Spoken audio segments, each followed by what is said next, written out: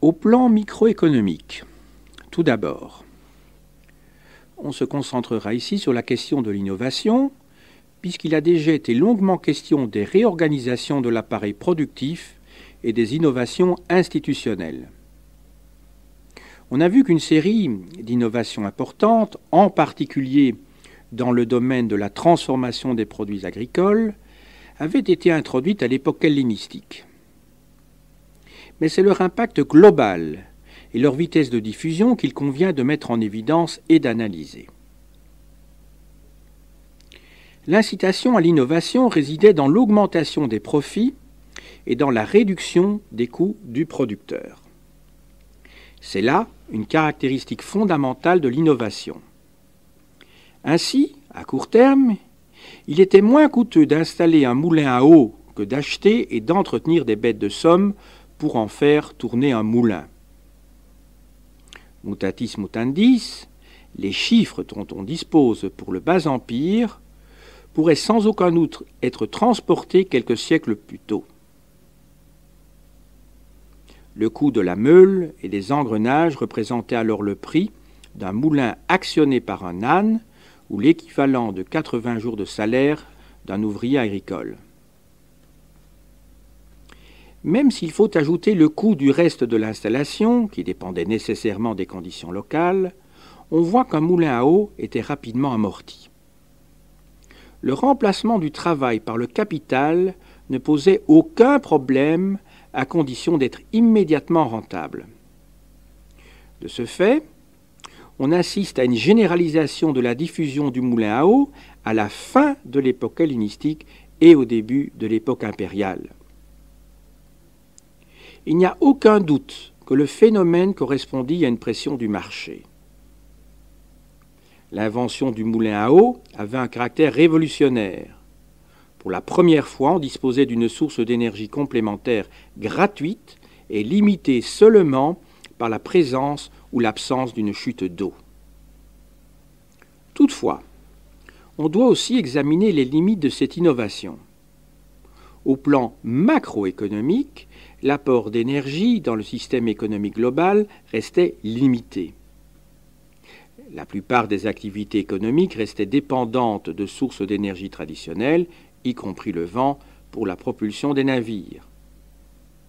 À cet égard, l'impact de l'introduction du moulin à eau ne peut être comparé à celui qu'eut 2 millénaires plus tard la machine à vapeur qui, au bout d'à peine un siècle, révolutionna la plupart des secteurs de la vie économique, tous les secteurs de la production industrielle et des transports, avant que l'invention du moteur à explosion ne permît en outre de transformer radicalement la production agricole.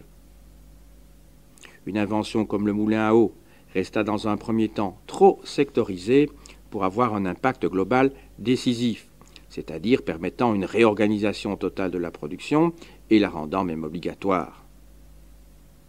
Une autre caractéristique d'une innovation technologique comme le moulin à eau était qu'elle permettait de réduire les coûts d'un élément du cycle de production, mais pas d'offrir des produits procurant un service nouveau, ce qui encore une fois, alors je reprends toute cette phrase. Une autre caractéristique d'une innovation technologique comme le moulin à eau était qu'elle permettait de réduire les coûts d'un élément du cycle de production, mais pas d'offrir des produits procurant un service nouveau, ce qui, encore une fois, aurait pu donner à l'innovation un avantage décisif. Une région pouvait parfaitement continuer à produire selon une technologie ancienne, sans que ses coûts de production s'en trouvent affectés de manière fondamentale. En outre, les coûts de transport, qui écrasaient les coûts à la production, et les hasards climatiques, qui pouvaient totalement annuler l'avantage technologique, permettaient, dans une large mesure, d'égaliser le prix de vente final. De la sorte, une baisse de coût à la production grâce à l'innovation technologique de quelques points dans une région pouvait ponctuellement être compensée par des coûts de production très inférieurs grâce à des conditions écologiques ou sociales beaucoup plus favorables dans une autre région. On doit ajouter aussi que la vitesse de diffusion de l'information de masse, à distinguer de celle de l'information ponctuelle, décès d'un souverain par exemple, donc aussi de l'information technologique, restait lente, car des innovations fondamentales, le papier d'abord, puis l'imprimerie, n'avaient pas encore été introduites. Malgré des innovations importantes et même décisives pour l'avenir, le rythme global d'introduction de l'innovation restait donc lent. Enfin, même l'impact d'une innovation ponctuelle sur le cycle de production, par exemple le moulin à eau dans le cycle de production des denrées alimentaires, restait limité. On peut comparer cet effet à celui de la qualité du signal dans une chaîne de transmission d'informations. Même si l'on améliore de manière importante la qualité de l'un des éléments, la qualité finale du signal sera fonction de la qualité du plus mauvais élément de transmission.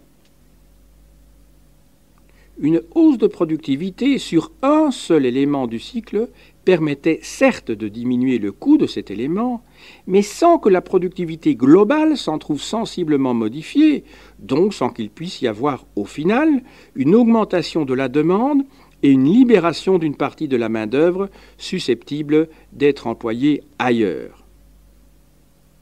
Le décollage économique suppose en effet une augmentation de la productivité de l'agriculture susceptible de nourrir une population urbaine plus nombreuse et, en même temps, des innovations dans le monde artisanal ou proto-industriel susceptibles d'absorber cette main-d'œuvre. Améliorer un élément du cycle de production permettait donc de diminuer le coût de cet élément, mais n'avait pas d'effet transformateur sensible sur l'ensemble du cycle. Pour qu'il en soit ainsi, il faut que des révolutions technologiques interviennent sur l'ensemble du cycle de production d'un produit donné, mais aussi sur celle de tous les produits. Or, la migration d'une innovation d'un secteur à l'autre n'était pas simple, car un cycle de production traditionnel avait sa logique propre. Comme l'intérêt de cette innovation n'était que ponctuel et, encore une fois, n'avait le plus souvent qu'une incidence minime sur le coût final, la novation ne devenait pas une contrainte permanente de la production. Un correctif important est cependant à apporter. Comme on l'a vu, si, de manière paradoxale, une innovation ponctuelle dans une filière de production, comme dans les techniques de mouture, ne bouleversait pas directement la filière de production, elle pouvait néanmoins avoir des conséquences très favorables dans d'autres secteurs. Les nouvelles techniques de mouture introduites à partir de l'époque classique eurent pour effet une libération de la main-d'œuvre féminine.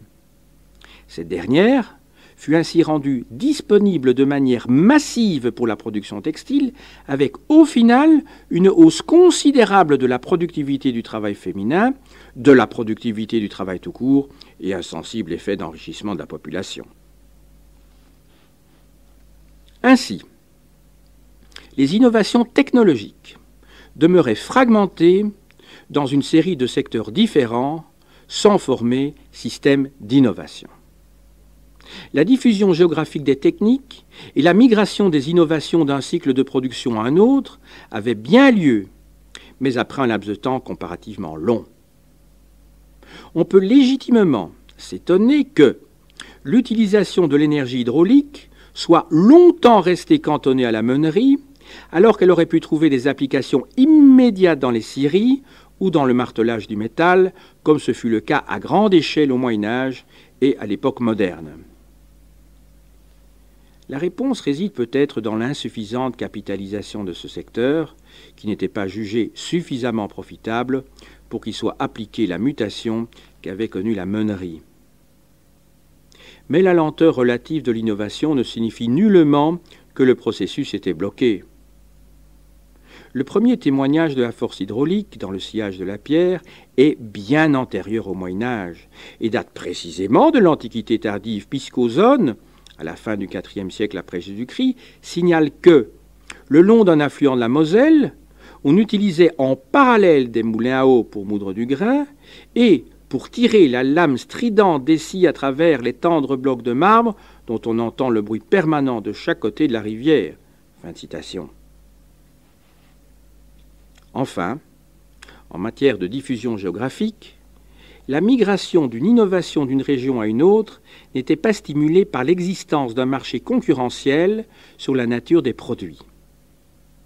Or, les gains de productivité liés à l'innovation dans une région donnée pouvaient être en partie ou en totalité annulés par l'importation de produits provenant de régions où les conditions écologiques et sociales de production étaient bien plus favorables, bien que les technologies y soient demeurées tout à fait traditionnelles. C'est ce qui explique aussi la lenteur relative de la diffusion des innovations, non en raison d'une absence d'unification des marchés, mais en raison du type de concurrence qui s'exerçait, qui n'était pas celle d'un marché capitaliste. Lenteur relative, faible intégration de l'innovation dans un système économique ne signifie donc pas du tout absence d'innovation. La notion de lenteur de l'innovation doit être mise en perspective. L'innovation et sa diffusion étaient lentes par rapport à nos normes. Mais, dans le monde de l'époque, leur vitesse était sans précédent. Après l'effondrement qui suivit la chute de l'Empire romain, il fallut attendre la fin du Moyen Âge et l'Europe moderne pour retrouver des rythmes aussi rapides. Ce n'est qu'à une époque toute récente, dans les 2 ou 3 derniers siècles, que l'innovation est progressivement devenue partie intégrante du développement économique. Malgré des innovations médiévales incontestables, la base de la technologie de l'Europe méditerranéenne jusqu'au XVIIIe-XIXe siècle inclus, mais aussi de l'Europe du Nord jusqu'au XVIe-XVIIIe siècle, resta fondée sur les innovations introduites dans l'Antiquité. Le cas le plus patent est celui du moulin à eau, qui resta une source d'énergie décisive jusqu'à son remplacement par la machine à vapeur il y a seulement un peu plus de 2 siècles.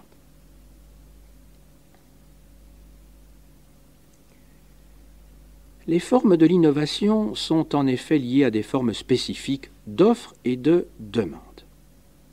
L'innovation donnait la possibilité de diminuer les coûts sur un segment du cycle de production.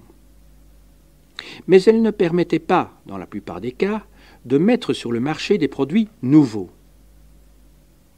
On peut citer le cas des vases attiques, qui s'imposèrent entre le VIe et le IVe siècle sans doute, en fonction de circuits commerciaux particuliers qui valorisaient Athènes, mais certainement aussi en fonction de la supériorité inégalée de leur vernis, brillant, lustré et résistant.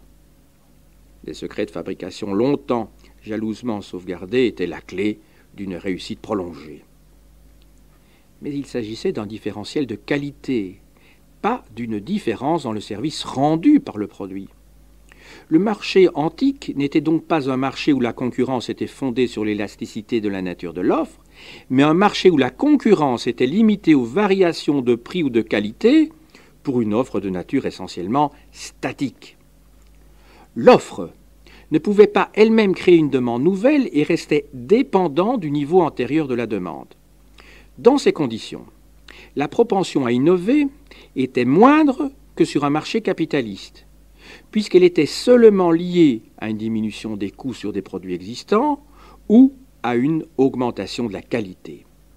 C'est toute la différence avec le cycle de production capitaliste où les entreprises qui, en amont, sont directement dépendantes du marché du crédit et, en aval, du prix de leurs produits sur le marché, doivent sans cesse innover pour simplement survivre. Dans le monde ancien, l'innovation était bien réelle. Elle permettait de faire des profits plus importants, mais elle n'était pas économiquement vitale à court terme, puisque la terre restait toujours la force productive essentielle. En outre, du fait de la lenteur relative des progrès technologiques, ces profits ne pouvaient d'ordinaire être directement réintroduits dans l'innovation pour faire de nouveaux profits. On voit à l'œuvre un processus classique de boucle qui explique parfaitement pourquoi le miracle du passage au capitalisme ne put avoir lieu. Enfin, l'innovation restait non seulement limitée à un segment du cycle de production et éventuellement un secteur géographique, mais elle restait aussi socialement limitée. Elle profitait surtout aux grands propriétaires terriens, mais n'autorisait pas par elle-même une accumulation financière suffisante pour permettre à une classe sociale de se constituer en classe dominante grâce aux profits liés à l'innovation. À Rome ou en Asie mineure, on discerne l'émergence réelle d'une couche d'artisans aisés. Mais, à la différence de ce que l'on peut observer dans le monde fragmenté des cités italiennes médiévales, il était impensable qu'ils puissent faire concurrence aux magnats de la terre, dont les immenses propriétés s'étendaient parfois à plusieurs provinces. Par son développement technologique, la civilisation antique n'était donc en rien une société immobile. En revanche, il est clair que, pour ce qui est de l'offre, il lui aurait fallu un temps beaucoup plus long que celui dont elle disposa effectivement pour que des innovations qui demeuraient séparées et éclatées puissent faire système, et aussi pour que de nouvelles inventions puissent se faire jour et avoir un impact décisif sur le processus économique global. Or, ce temps manqua à la civilisation antique, qui entra dans un processus de recul et de récession économique avant qu'il pût y avoir coalescence et constitution de nouveaux systèmes techniques intégrés. On est là au cœur du problème de l'économie antique. Au-delà d'une étude des contingences, nécessaire, mais qui n'entre pas dans notre propos ici, puisqu'il s'agirait d'étudier le processus de désagrégation de l'État impérial et de la société romaine, se pose la question fondamentale du rapport du temps et de l'innovation au sein des sociétés antiques. On peut soutenir la thèse que, malgré ses imperfections, c'est parce que le marché fonctionnait trop bien que l'innovation n'eut pas le temps de transformer en profondeur le système économique, que sa logique de concentration foncière lançait tout droit à sa perte. Le marché offrait un contexte favorable à l'innovation. En même temps, il créait les conditions de sa propre disparition et avec lui de l'ensemble de la civilisation antique. Tout d'abord, on doit relever la haute rentabilité du marché écologique ainsi qu'il a été défini plus haut. Pour valoriser un capital, l'investissement le plus profitable à court terme, mais aussi le plus risqué, était d'exploiter les possibilités offertes par le commerce interzone. Si l'on acceptait une profitabilité un peu moins élevée, mais aussi à moindre risque, il était loisible d'investir dans une agriculture performante, produisant pour le marché. Loin d'être improductives, mal gérées et routinières, loin d'être des trous noirs économiques, les grands domaines de l'époque hellénistique, produisant essentiellement de l'huile et surtout du vin, avaient au contraire des taux de rentabilité élevés. Telle est au demeurant la raison pour laquelle on assiste à une pareille émergence de ce secteur à l'époque hellénistique, le phénomène se poursuivant et s'accentuant encore sous le Haut Empire. C'est là que se concentrait l'investissement et c'est là qu'il était possible de faire des profits élevés. C'est là aussi qu'on disposait de capital pour innover en baissant ses coûts. C'est sur ces domaines hautement profitables qu'il était possible de concentrer de grandes quantités de main-d'œuvre esclave, parce que c'est là que la profitabilité du système esclavagiste était maximale. Les autres secteurs, comme l'artisanat, à la profitabilité moindre, attiraient moins les investissements. Et c'est là un facteur qui peut expliquer que les progrès y aient été plus lents, comme par exemple l'application de l'énergie hydraulique dans le travail de scierie. Quoi qu'il en soit, on voit donc se dégager à l'époque hellénistique et impériale un secteur agricole et marchand à très haute rentabilité et qui n'était pas hostile à l'innovation. Les profits étaient considérables, tout comme l'accumulation de capital. Au reste, on voit bien déjà, avec les crises financières de la fin de la République, qu'à Rome, le souci des possédants était de trouver des secteurs où investir leurs capitaux. Quant à investir eux-mêmes dans la création de l'innovation, à développer des institutions et des organisations qui auraient été susceptibles d'aider à l'innovation, c'était autre chose, car ce qui intéressait les propriétaires était la rentabilité à court terme de leurs investissements. Pour l'offre, une thématique d'inspiration néo-keynésienne est cependant venue proposer une analyse renouvelée de la thèse de l'incapacité des élites. Ces dernières n'auraient ni compris, ni admis qu'en distribuant des salaires plus élevés, elles auraient ipso facto créé un marché qui aurait ensuite été capable d'absorber les productions d'une proto-industrie urbaine. En l'absence de cette incitation, cette dernière n'aurait pu se développer et créer les bases d'un développement capitaliste. Comme description, le schéma est globalement exact. Effectivement, il n'existait pas de large marché susceptible de stimuler la production d'une proto-industrie. Ou plutôt, ce marché existait, mais il était réduit et n'était pas suffisant pour jouer un rôle incitatif majeur. Cependant, un schéma fordien. On sait que Henry Ford, dans les années 1920, calcula que ses ouvriers seraient ses premiers clients, appellerait des réserves. En effet, il présupposerait que soit déjà remplie la condition préalable de l'existence d'une large couche de salariés déjà employés par l'industrie, ou plutôt l'artisanat, dans les conditions du monde antique. En quelque sorte, ce schéma d'explication par la demande suppose déjà rempli l'existence d'une vaste catégorie d'acheteurs dont il aurait suffi d'élever le niveau de revenu pour amorcer la pompe du développement.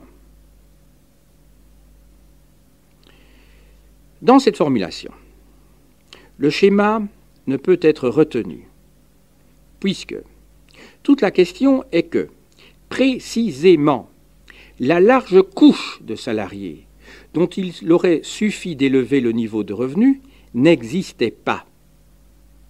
Cependant, la piste de la demande comme stimulant du marché, puisque c'est de cela qu'il s'agit, reste très intéressante.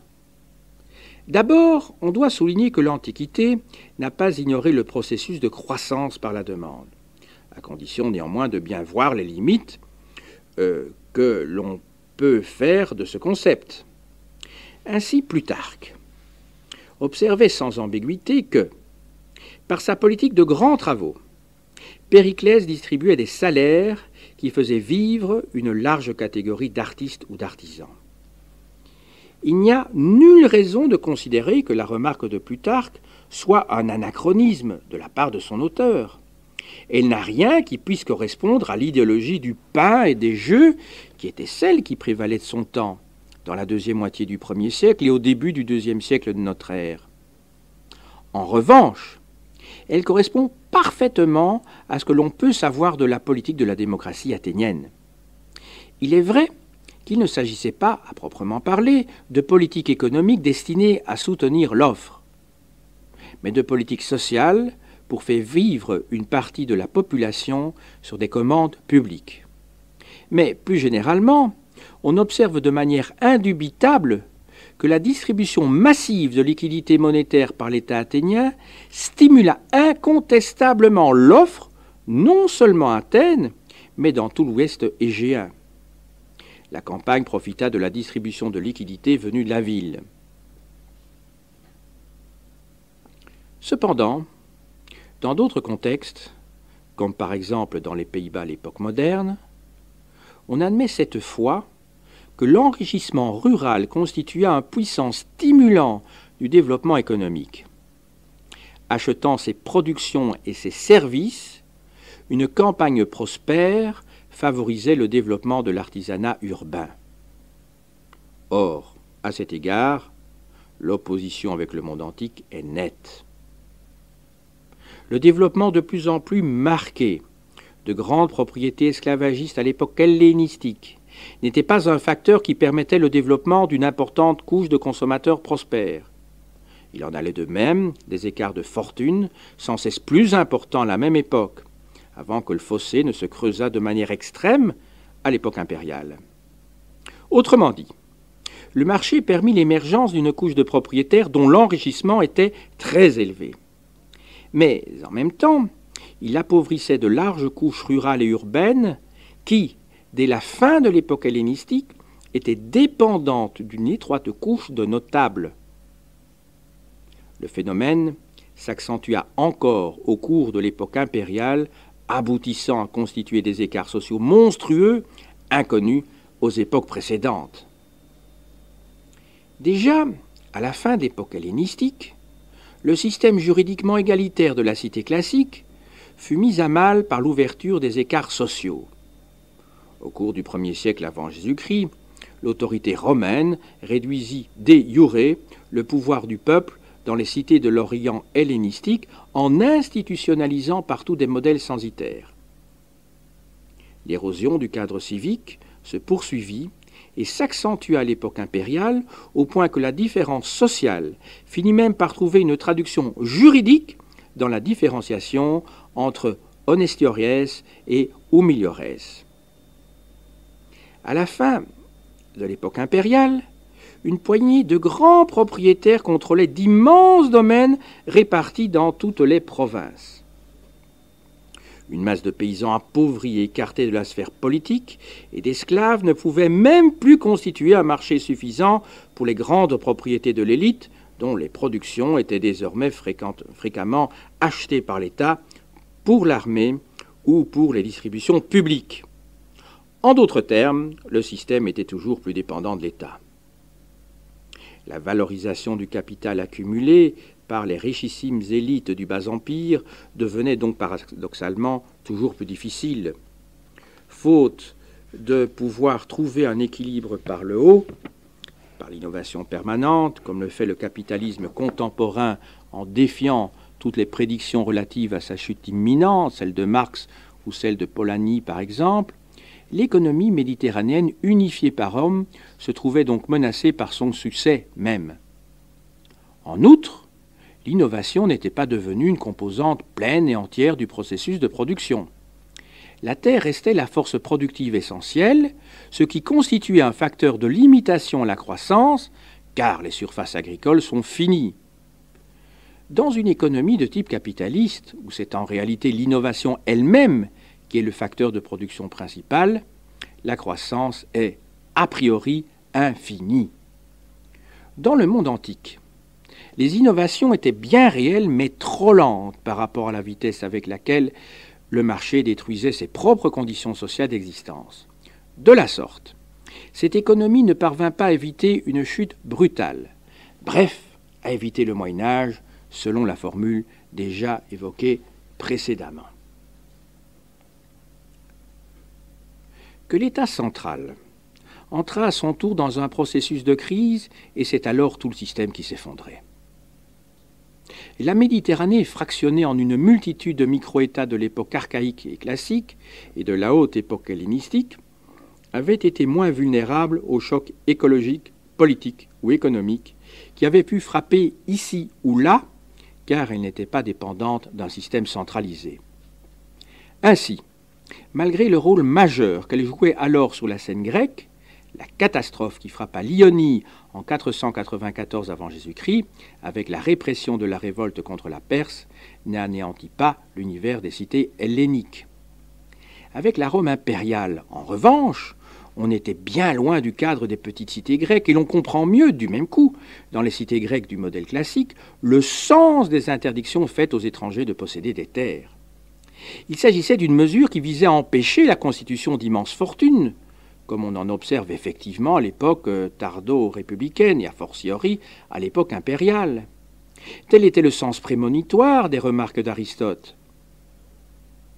La mauvaise crématistique, l'enrichissement sans limite, était contradictoire avec le cadre civique et risquait ni plus ni moins de le faire disparaître.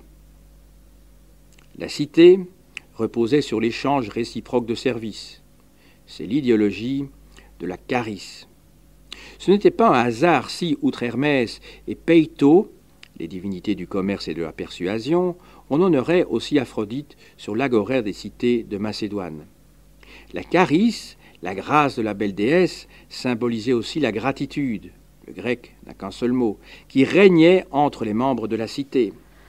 C'est la raison pour laquelle, selon Aristote, Denis de Syracuse avait pu interdire l'activité d'un spéculateur qui avait réussi à s'enrichir en rachetant tout le fer disponible, puis en ayant le monopole de la revente.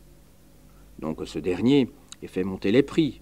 Bien au contraire, le prix de vente du fer était resté le même, certainement grâce aux économies d'échelle qu'il avait pu réaliser. Mais, en un faible laps de temps, il avait réussi à accumuler l'équivalent de 100 talents. De la sorte, il risquait de menacer le pouvoir de Denis. L'anecdote doit donc être restituée dans le cadre particulier d'une cité dominée par un tyran. Mais des mesures destinées à empêcher la concentration pouvaient aussi bien être prises dans le cadre d'une cité démocratique, comme à Athènes au IVe siècle pour le commerce du grain, où une série de règlements contingentait les achats. Dans le cadre de la cité, les écarts de fortune devaient rester raisonnables. Le principe qui voulait que la terre soit réservée aux seuls citoyens était naturellement un moyen de garder la terre pour soi. Mais, en sens inverse, le principe jouait comme un moyen de limitation de l'enrichissement. En effet, sauf privilège accordé de manière expresse, il était impossible d'acquérir des terres dans les autres cités, non pas parce que sa cité d'origine l'interdisait, mais parce que, comme la sienne propre, les autres cités le refusaient.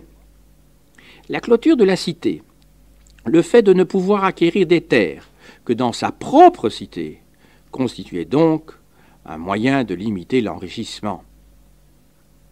La tendance à s'enrichir par l'acquisition de terres à l'étranger était constitutionnelle, nullement un fait nouveau de l'époque classique ou de l'époque hellénistique. L'enjeu était le niveau de résistance des institutions de la cité à cette propension à l'enrichissement. À l'époque classique déjà, dans le cadre de l'Archet du Ve siècle, de riches Athéniens s'étaient empressés d'acquérir des terres dans les cités tributaires, comme le révèlent les stèles relatives à la saisie des biens des Hermocopides.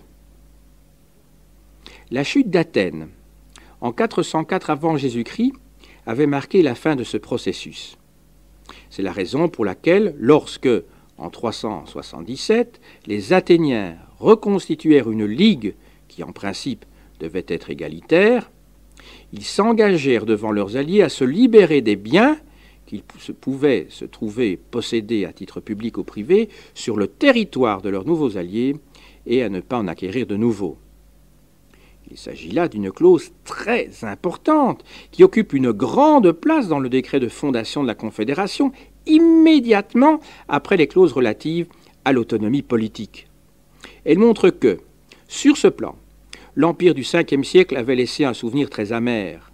Elle montre cependant aussi que, même après la fin de leur archet, les Athéniens avaient néanmoins pu acquérir des biens en dehors de leur territoire.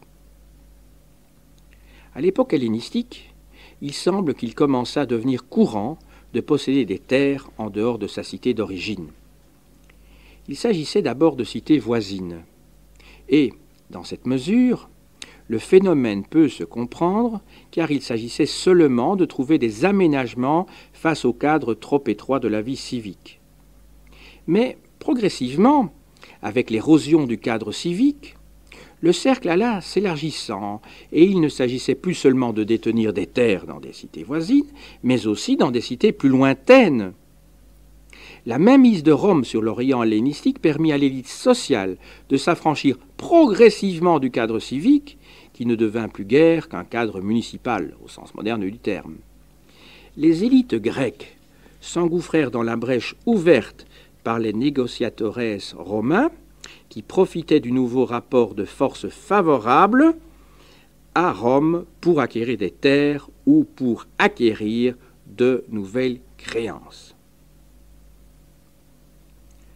Sur ce plan, il vaut la peine, au passage, de mener la comparaison entre l'Empire d'Athènes et celui de Rome. Du fait de l'échec de l'archet athénienne du Ve siècle, le processus généralisé d'achat de terres à l'extérieur, et donc d'enrichissement sans mesure des élites, s'était trouvé interrompu. Sur ce plan, on peut se fier au jugement de Thucydide. Par suite d'une série caractérisée d'erreurs de gestion politique et économique, Athènes, trop pressée d'étendre son empire, perdit une guerre qu'elle n'aurait pas dû perdre.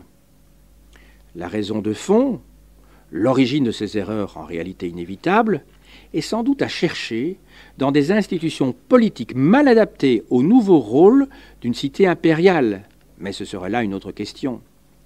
Victorieuse de la guerre du Péloponnèse, elle se serait tôt ou tard trouvée dans la position d'unifier la Méditerranée à son profit. Ce fut une cité toute différente, terrienne et absorbante, et non pas exclusive comme toute cité grecque, qui put mener à son terme l'inévitable unification de l'ensemble de la Méditerranée. Tel est le paradoxe de l'économie antique. Le cadre civique et la multiplicité des cités, créant une société des cités, avaient permis un exceptionnel développement fondé sur une véritable division interrégionale du travail et en utilisant au mieux toutes les possibilités écologiques du monde méditerranéen. L'essor de cette civilisation était fondé sur l'existence du cadre civique de tendance fondamentalement égalitaire. Ce fut ce cadre civique qui permit d'élever le niveau d'éducation de la population. Dans les villes, la plupart des jeunes enfants libres allaient à l'école et l'on doit considérer que la masse de la population libre savait lire et écrire, cela dès l'époque classique pour les cités les plus urbanisées et de manière encore plus large à l'époque hellénistique. C'est donc le cadre de liberté offert par les cités et l'habitude des débats contradictoires qui permit un développement scientifique sans précédent. Les inventions techniques fondamentales de l'époque hellénistique, comme le piston ou la vis, ou plus généralement la mathématisation du monde que représente la description de chaque point du globe sous forme de coordonnées mathématiques, sont le produit d'une réflexion abstraite. Le revers de la médaille était l'esclavage de masse et des conditions d'exploitation extrêmes pour les non-libres. Au plan économique, le cadre civique avait permis non seulement une très grande expansion des quantités produites, mais aussi des gains de productivité à la fois par la division interrégionale du travail, par l'exploitation massive d'une main-d'œuvre esclave dans les secteurs les plus profitables, comme les grandes propriétés spécialisées dans des productions destinées au marché, et par des innovations techniques. Or, en dissolvant le cadre civique et en introduisant des rapports strictement hiérarchiques dans la vie sociale, on tarissait aussi du même coup la possibilité du savoir scientifique.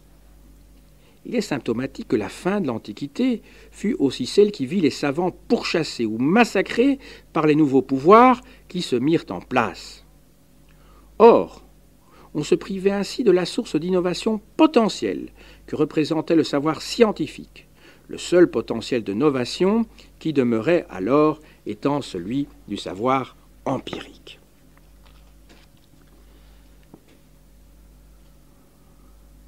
On voit qu'on ne doit pas utiliser sans précaution le concept weberien de modernité. Il reste lumineux, indispensable pour décrire les différents états de développement de l'Europe depuis l'Antiquité jusqu'à l'époque contemporaine.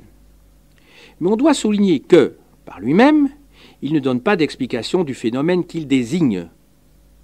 Le passage de la modernité fut une construction, un processus. C'est de ce processus dont il convient de rendre raison. On ne saurait donc le réduire à n'être que l'invention d'une classe ou d'un groupe supérieur. Sinon, on risque de s'interdire d'analyser le phénomène qu'on se donne pourtant pour but d'élucider. En outre, la notion de modernité est par définition relative à la position d'observateur. En faisant du passage à la modernité un saut radical, opposant un avant et un après dans l'histoire des sociétés, et donc en focalisant l'attention sur les facteurs et formes de transformation de cette seule période, on détermine aussi du même coup l'interprétation du phénomène. En effet, en lieu et place de la mutation brutale, en quelque sorte inattendue, on doit proposer un schéma différent. Tout d'abord, même la révolution industrielle anglaise de la fin du XVIIIe siècle ne put se développer que sur la base d'expériences faites précédemment en Italie, en Flandre et en Hollande à la fin du Moyen Âge et au début de l'époque moderne. Surtout, on doit analyser le passage à la modernité non pas comme un saut brutal, qui en devient presque incompréhensible, mais comme le point d'aboutissement d'un long processus commencé plus de 3 millénaires auparavant. Il s'agit en fait de la troisième phase d'expansion du monde occidental au sens large. La première phase d'expansion fut celle des sociétés du bronze. La maîtrise de ce métal symbolise les transformations qui s'accomplirent alors. Elle s'accompagna en Crète et en Grèce d'une grande prospérité économique. Ce fut l'ère des palais, l'époque d'une très grande expansion démographique. Il en fut de même dans l'ensemble de la Méditerranée, en particulier en Méditerranée occidentale. Cette première phase d'expansion fut marquée par une période de recul catastrophique, celle des âges sombres. En Grèce, elle vit la destruction des palais, la fin des réseaux d'échanges à longue distance et une régression démographique de très grande ampleur. Avec l'époque archaïque, commence une nouvelle phase d'expansion, celle des civilisations du fer.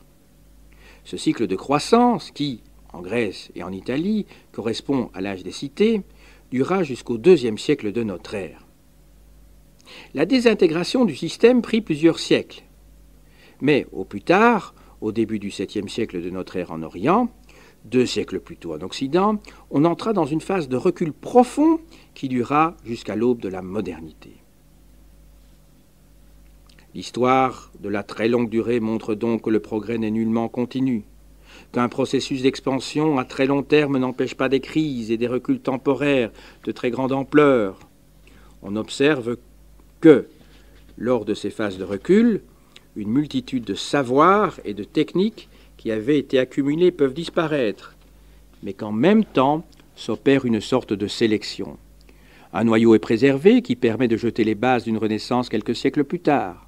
Ainsi, la Grèce, archaïque, perdit le système d'écriture linéaire B et plus généralement toutes les formes sociales liées à la civilisation des palais. Mais il n'oublia nullement les techniques de fabrication du bronze. Le Moyen-Âge perdit presque toutes des techniques de construction antique, mais il n'oublia pas le moulin à eau, le verre ou la voûte. Ces pertes de mémoire correspondent à l'effondrement d'un système social, mais du même coup, elles autorisent de nouveaux développements dans des directions radicalement nouvelles. Voilà, je vais arrêter.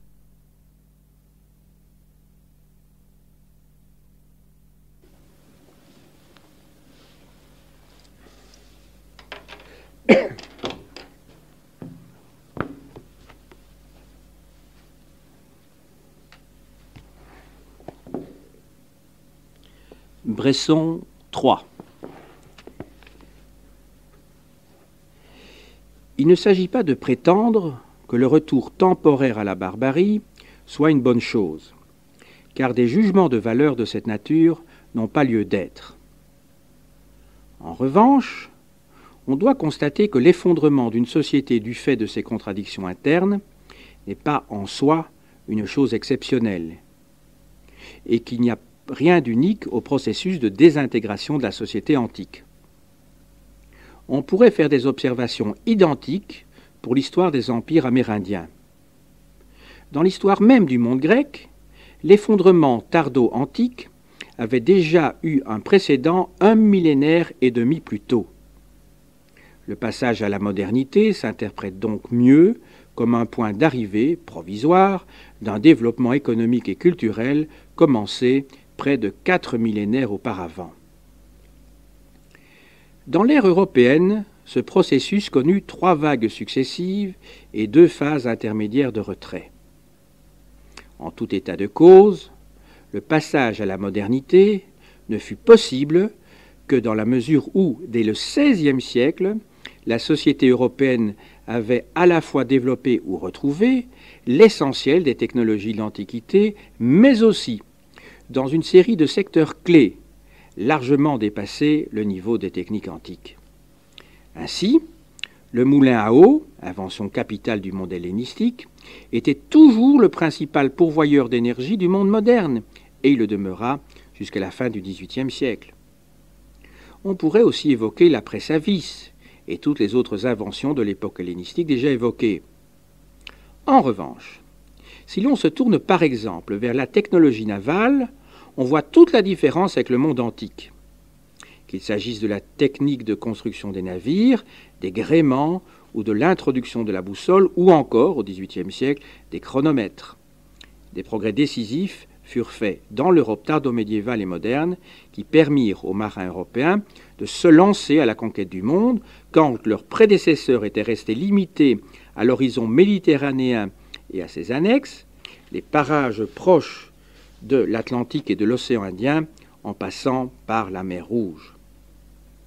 Enfin, par la qualité et la quantité de ces produits finis, les techniques de la métallurgie du début de l'âge moderne étaient déjà bien plus avancées que celles du monde antique. Si l'on y ajoute encore la fabrication du papier, une technique d'origine chinoise, qui était le préalable indispensable au développement de l'imprimerie, la poudre à canon, d'origine chinoise elle aussi, les techniques de polissage du verre permettant la fabrication de l'antigrossissance ou un niveau d'élaboration mathématique incomparablement plus élevé que celui de l'Antiquité, sans oublier dans certaines régions l'utilisation massive de la houille comme combustible domestique, on voit combien la Révolution anglaise des XVIIe et XVIIIe siècles avait été largement préparée par toute une série de facteurs qui avaient donné à l'Europe, en général, un niveau technologique incomparablement supérieur à celui qu'avait atteint le monde méditerranéen un millénaire et demi plus tôt. Si l'on ajoute les facteurs sociaux, dans la mesure où une classe sociale distincte de l'aristocratie put peu à peu profiter du nouvel essor et s'imposer économiquement puis politiquement, on voit pourquoi le monde antique ne put accomplir le saut vers le capitalisme et la modernité qu'en quelque sorte on s'étonne de ne pas l'avoir vu faire. Ni par le niveau technologique qu'il avait atteint, pourtant incomparablement plus élevé que celui qui avait été celui de la Grèce ou de l'Italie un millénaire plus tôt, ni par sa structure sociale. Le monde méditerranéen de l'époque tardo-hellénistique ou de la haute époque impériale n'était prêt à accomplir le bond que put effectuer l'Europe occidentale entre le XVIe et le XVIIIe siècle. L'histoire de l'économie de la Grèce des cités constitue donc un moment de la longue histoire du monde occidental au sens large du terme. Après le temps des empires, celui de la Mésopotamie et de l'Égypte, le monde de la Méditerranée avait offert un champ nouveau de possibilités grâce au potentiel de connectivité qu'il avait offert. Grecs et Phéniciens avaient été les premiers à en bénéficier. Une population plus nombreuse, une plus grande distance avec les royaumes bureaucratiques et surtout le modèle égalitaire de leur cité permit aux Grecs de prendre un avantage décisif et de diffuser leur modèle sur l'ensemble du monde méditerranéen. Unifiés sous la houlette d'un pouvoir monarchique, les Grecs parvinrent même à liquider en moins de 5 années l'immense empire perse. Cette unification provisoire en préparait une autre, stable celle-là, celle que Rome sut imposer à l'ensemble du monde méditerranéen, mais loin de représenter le triomphe de la cité. L'unification romaine acheva de dissoudre le cadre juridique égalitaire qui avait été à la base des succès de la cité grecque. L'échec final du système antique ne doit pas inviter à porter a posteriori un jugement négatif sur l'économie de la Grèce des cités. Grâce à la souplesse de son système institutionnel, la Grèce des cités de l'époque classique et hellénistique parvint à mettre en place une économie exceptionnellement dynamique et prospère, exploitant au mieux les possibilités du milieu écologique. En cloisonnant marché intérieur et marché extérieur, elle parvint à maintenir pendant plusieurs siècles un équilibre qui commença cependant à se rompre à la basse époque hellénistique. Ces succès ne doivent pas faire oublier la féroce exploitation des non-libres, qui était l'un des piliers du système. Mais l'esclavage, contrepartie de la liberté des citoyens, ne peut à lui seul expliquer le dynamisme de l'économie de la Grèce des cités. En un même mouvement, ce dynamisme était aussi fondé sur l'esprit d'initiative des hommes libres, citoyens ou étrangers résidents, sur le haut niveau d'éducation et sur les innovations techniques, dont quelques-unes, pour la première fois dans l'histoire, étaient le produit de la recherche scientifique et non pas seulement de l'expérience empirique. La structure étatique des cités, qui était vraiment le bien commun des citoyens, n'imposait pas un poids fiscal écrasant. De la sorte, les acteurs économiques gardaient le contrôle de l'essentiel de leur production, ce qui les incitait à en améliorer la qualité et à augmenter les quantités. Esprit d'initiative, inventivité, recherche de la solution institutionnelle la plus profitable et en même temps exploitation sans limite des esclaves, tels furent les ressorts de l'économie des cités grecques, qui surent au mieux utiliser les ressources de leur environnement pour transformer pour quelques siècles un milieu assez ingrat, mais offrant le meilleur potentiel de connectivité en la zone la plus prospère de l'univers méditerranéen. La liberté, individuelle et collective, s'exprimait par la capacité à porter les armes. Les citoyens étaient des guerriers et la cité très fréquemment en guerre. De ce fait, ce monde des cités était perpétuellement instable. Mais cette instabilité était la contrepartie indispensable de la liberté et de la prospérité. La défaite face aux Macédoniens amena une première mise en cause du système civique. Comme il était indispensable au roi hellénistique, car consubstantiel à l'hellénisme, il fut aussi maintenu, bien que désormais mis sous tutelle. Le coup fatal lui fut porté par la paix romaine, qui, dans un premier temps, sembla apporter stabilité et prospérité, mais qui, à long terme, en minant le système civique, sapa les bases mêmes de ce qui avait été le ressort de l'économie de la Grèce depuis la sortie des âges sombres. Ce n'était plus la loi qui dominait, nomos despotès, mais un maître lointain et omnipotent, despotès hémon, notre maître, disait-on, pour désigner l'empereur à l'époque du Bas Empire. La cité